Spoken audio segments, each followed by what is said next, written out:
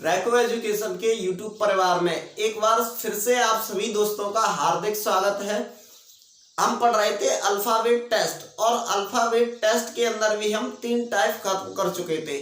3 type खत्म कर चुके हैं। ये आपकी 4th टाइप है।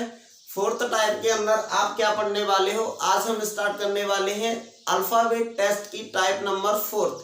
जिस टाइप में क्या होगा, क्या है कि अंग्रेजी वर्णमाला के जो लेटर हैं उनको 2 अर्धांशों में बांटा गया है। अंग्रेजी वर्णमाला के जो लेटर हैं उनको 2 अर्धांशों में बांटा गया है।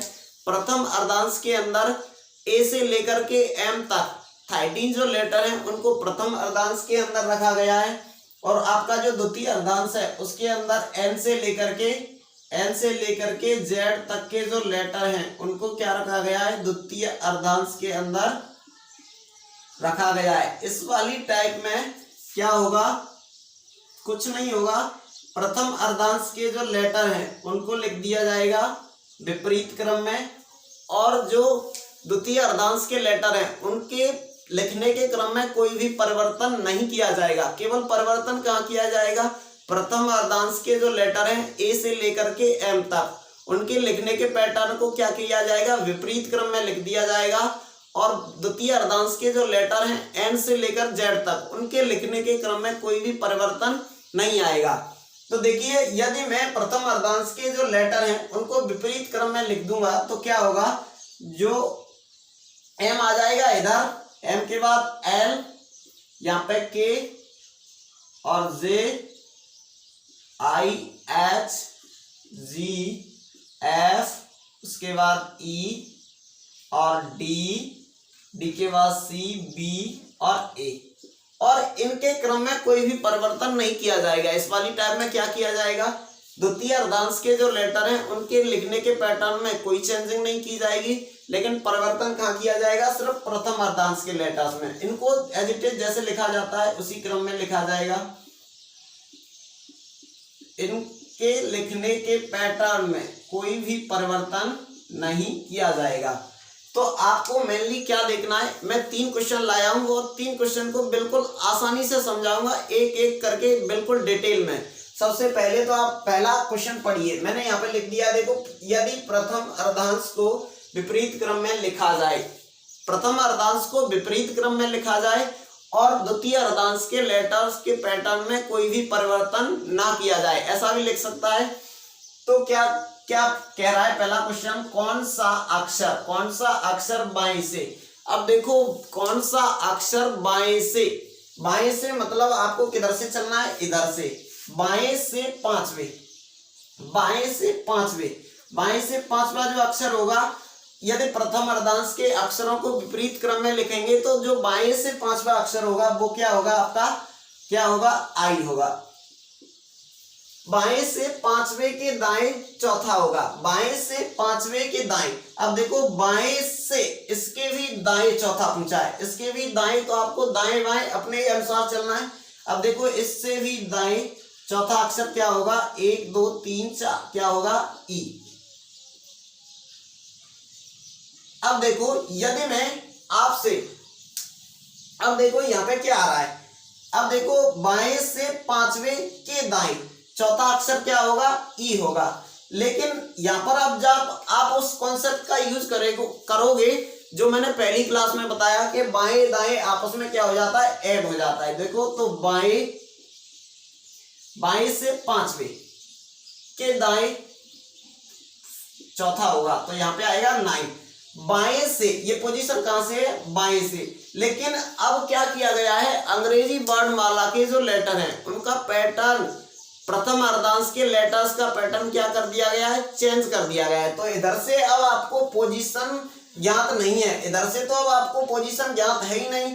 यदि आपको, अब ध्यान से देखोगे, जब आप इधर से चलोगे, देखो इधर से चलेंगे यहाँ से ए से, तो ए से यदि मैं इसकी पोजीशन इस तरफ से 9वीं है तो इधर से मैं यदि इसकी पोजीशन निकाल लूं तो इधर से मेरे लिए आसानी हो जाएगी। देखो, यदि मैं इधर से पोजीशन निकालूंगा, पहले पे ए, दूसरे पे बी, तीसरे पे सी और चौथे पे डी और 5वें पे ई, यानी जो लेटर अंग्रेजी वर्णमाला के क्रम में जिस स्थान पर स्थित था उसी स्थान पर स्थित है। यदि मैं यहाँ से इसका प्लेस इधर से निकाल लूं तो मैं क्या करता हूं, देखो इधर से बाएं से मुझे प्लेस अब ज्ञात नहीं है क्योंकि प्रथम अर्धांश के अक्षरों को विपरीत क्रम में लिख दिया गया है।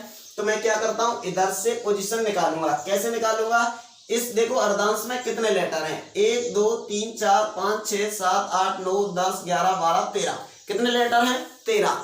लेकिन अगर मुझे एक तरफ से पोजीशन दी गई है किसी पंक्ति में, दूसरी तरफ से मुझे निकालना है तो मैं दी गई पोजीशन को किससे माइनस करूंगा, एक ज्यादा से।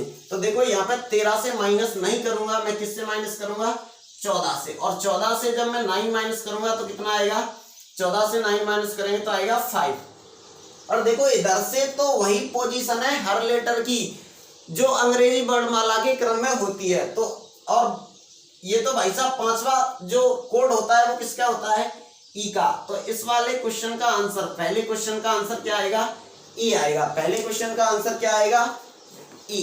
अब आप पढ़िए दूसरे वाले लेटर को, दूसरे वाले लेटर को पढ़िए। दूसरा वाला लेटर, सॉरी दूसरा वाला क्वेश्चन आपसे क्या कह रहा है, देखो कौन सा अक्षर बाएं से पांचवें के बाएं दूसरा होगा, बाएं से पांचवें। अब मैंने बताया था कि जब भी आप जिस तरफ से पहले पोजीशन दी गई है उसको आप आधार मान के चलोगे, बाएं से पांचवें, बाएं से पांचवें के बाएं। अब देखो बाएं बाएं तो माइनस होगा, दूसरा तो माइनस करेंगे तो बाएं से तीसरा। अब बाएं से तीसरा जो अक्षर होगा, क्योंकि अंग्रेजी वर्णमाला के प्रथम अर्धांश के अक्षरों को विपरीत क्रम में लिखा गया है, तो इधर से आपको पोजीशन ज्ञात नहीं है। अब इधर से आप उसकी पोजीशन निकाल सकते हो।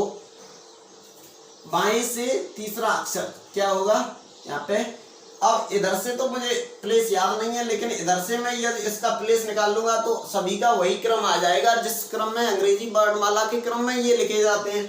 तो मैं क्या करूंगा, इसको माइनस करूंगा 14 से, 14 से माइनस करूंगा 3 से, तो कितना आएगा 11। और 11 किसका प्लेस होता है अंग्रेजी वर्णमाला में, के का। तो इस वाले क्वेश्चन का आंसर क्या आएगा, के।